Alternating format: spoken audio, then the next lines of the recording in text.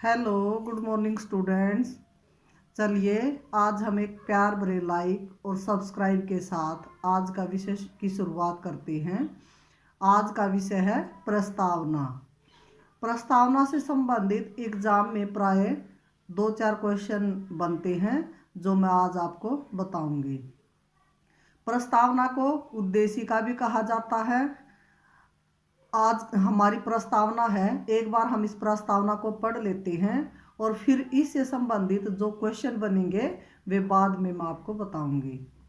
हम भारत के लोग भारत को एक संपूर्ण प्रभुत्व संपन्न समाजवादी पंथ निरपेक्ष लोकतंत्रात्मक गणराज्य बनाने के लिए और उसके समस्त नागरिकों को सामाजिक, आर्थिक और राजनीतिक न्याय, विचार अभिव्यक्ति, विश्वास, धर्म, उपासना की स्वतंत्रता, प्रतिष्ठा और अवसर की समता प्राप्त करने के लिए उन सब में व्यक्ति की गरिमा और राष्ट्र की एकता और अखंडता सुनिश्चित करने वाली बंधुता बढ़ाने के लिए दृढ़ संकल्प होकर हम अपनी इस संविधान सभा में आज तारीख 26 नवंबर 1949 को एतद द्वारा इस संविधान को अंगीकृत, अधिनियमित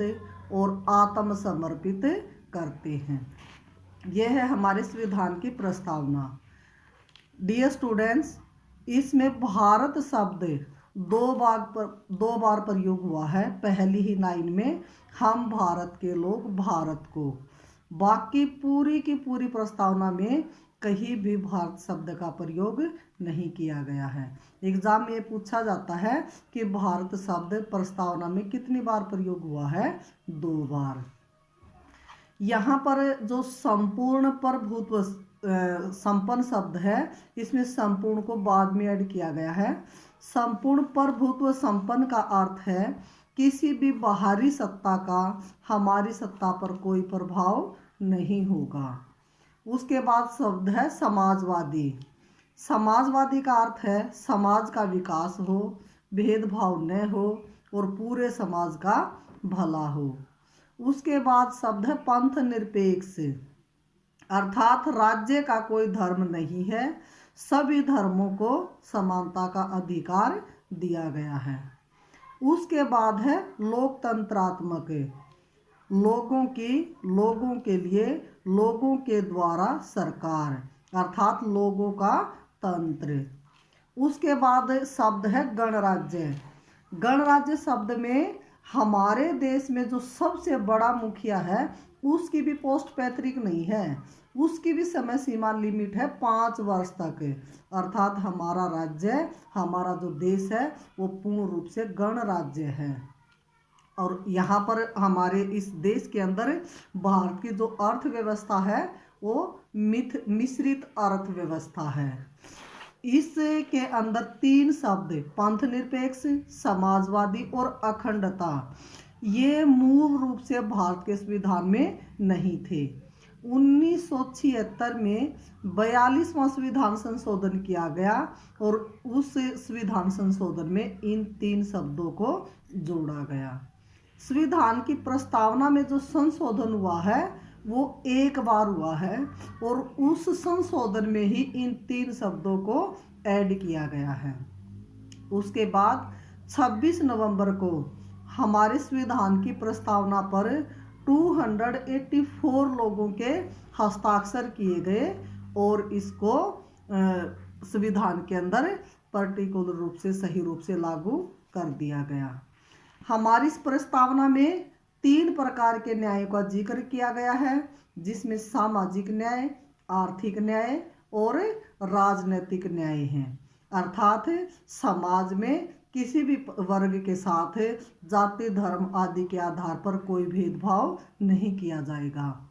उसी प्रकार से आर्थिक आधार पर भी इनकम के सोर्स सभी को समान रूप से प्राप्त होंगे। राजनीतिक आधार पर भी किसी के साथ भी कोई भी अन्याय नहीं किया जाएगा। उसके बाद एक हमारा शब्द आया था उपासना की स्वतंत्रता।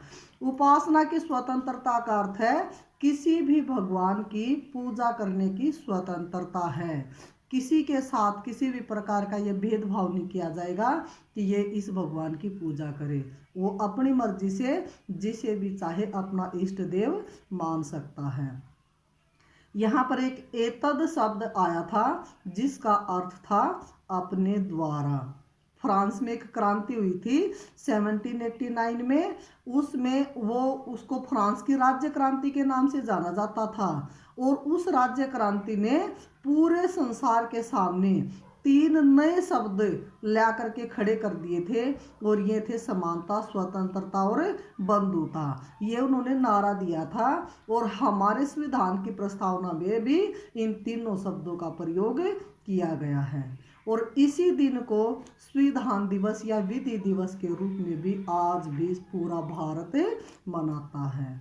इसलिए मैं एक बार फिर इसका क्विक रिवीजन कर देती हूँ।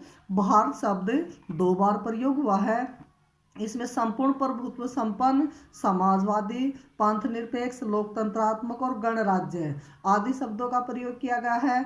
जिसके अंदर एक 1976 में 42वां संविधान संशोधन हुआ था जिसमें 3 शब्दों का प्रयोग किया गया, पंथ निरपेक्ष, समाजवादी और अखंडता। और इसके बाद संविधान में केवल एक ही बार संशोधन हुआ है प्रस्तावना के अंदर और उसी के अंदर इन 3 शब्दों का प्रयोग किया गया है। और 26 नवंबर को इस प्रस्तावना पर 284 लोगों के हस्ताक्षर कर दिए गए और इसको पूर्ण रूप से लागू कर दिया गया। Thank you. अगर आपको मेरी वीडियो अच्छी लगी हो तो आप मेरे मोटिवेशन के लिए लाइक और सब्सक्राइब कीजिए और ज़्यादा से ज़्यादा अपने फ्रेंड ग्रुप में, व्हाट्सएप ग्रुप, फेसबुक आदि पर शेयर कीजिए। Thank you.